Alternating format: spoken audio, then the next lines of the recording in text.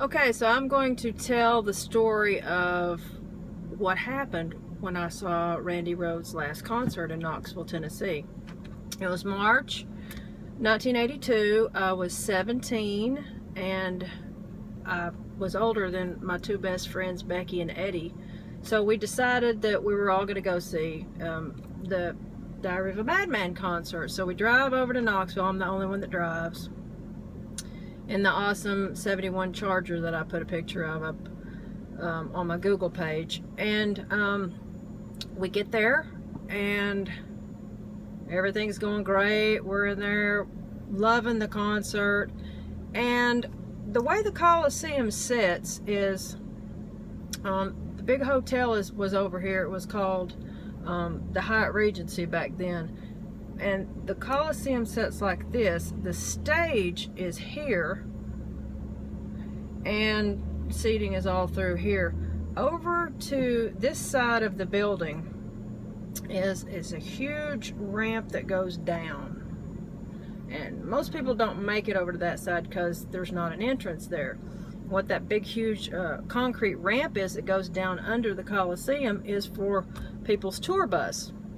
Now I've seen I made it a point to stand back there and watch everybody that I could possibly get there early enough to see pull in. You would usually see them pull in their limo. I saw Ann Wilson pull in her limo. She was like, the window was like to here, and all I saw was this porcelain beautiful face, and you could tell from her eyes that she was smiling at us teenagers standing there. But anyway, make a long story longer, so after the concert, after Diary of a Madman, we're like, oh my God, we gotta run back there to the ramp and you know, see Randy and OZZY and Rudy and Tommy, and we just run back there.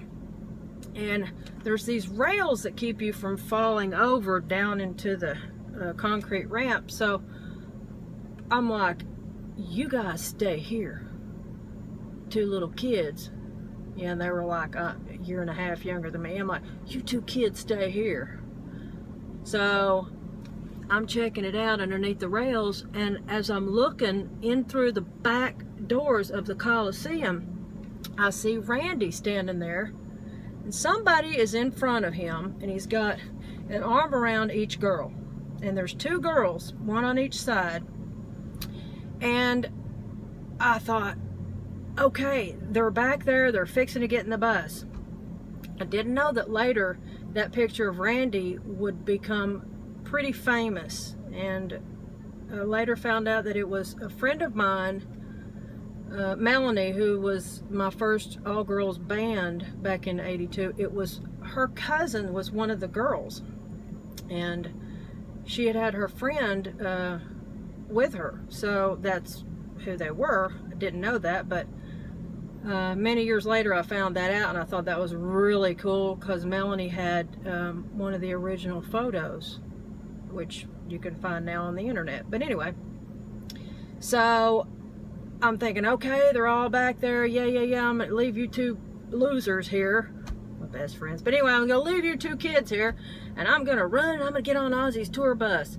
And they're like, what are we gonna tell your dad? I'm like, who cares? Which is a bad thing to do. You didn't say that to my dad. But anyway, I run around and I go down the concrete ramp, and I'm literally 2 feet on the steps in the tour bus, because the guys were like, yeah, come on. And I was stupid and naive, and I was climbing on, and all of a sudden I feel this hand on the back of me, and I'm like, and this guy goes, off the tour bus. And I was like, what the hell? And I look, and there's my friends, Eddie and Becky. They had followed me around there, which, I mean, really, in hindsight, was a good idea for them and me, because I was stupid trying to get on a tour bus. But anyway, they followed me around, and the security guard had seen them. So the security guard saw me. So he grabs my little 17-year-old ass and pulls me off the tour bus and tells me to go back where I came from. So that's what happened. It was a really, really exciting evening.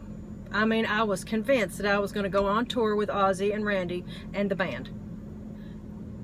Delusional, yes. Teenager, yes. Stupid, yes. Asking for trouble, yes. Did I know what I was doing? No. Was I mad? Yes. Am I grateful now that Eddie and Becky were not listening to me and they actually followed me? Yes, I'm very grateful. But anyway, so that's what happened, and I kept the ticket to that concert in the back of my photo album for, well, until a couple of years ago. I sold it to a collector, and he was very happy to get it. It had the World's Fair inking on the back, because it was 1982 World's Fair was in Knoxville, and it was really a collectible piece. It was in perfect condition. It had just been in my photo album for many, many years. So that is the story that Joseph Grasso and Darren D'Souza, I hope I pronounced your names right, that they wanted to hear. And so now you know what a dumbass I almost was. But that's okay, because we're all stupid when we're kids. So thank God that the guy pulled me off. And I do have the wonderful memories of seeing OZZY and the guys, and especially Randy, up on stage for the Diary of a Madman tour, which was Randy's last show. And it was, we were all heartbroken when we found out that he had been killed after that. So have good memories. Last memory of Randy was with his arms around those two girls, and you can find that picture if you just do a Google search for it. And it's a neat memory, really neat memory. Tiny, tiny, tiny man, little man he was. He was just amazing though. But for me, the show was all about OZZY. Randy was great, but I really paid more attention to OZZY that show, because his charisma was just unavoidable. Literally, just larger than life. So that's my story. Hope you guys liked it. It's all good and wonderful memories. See you guys.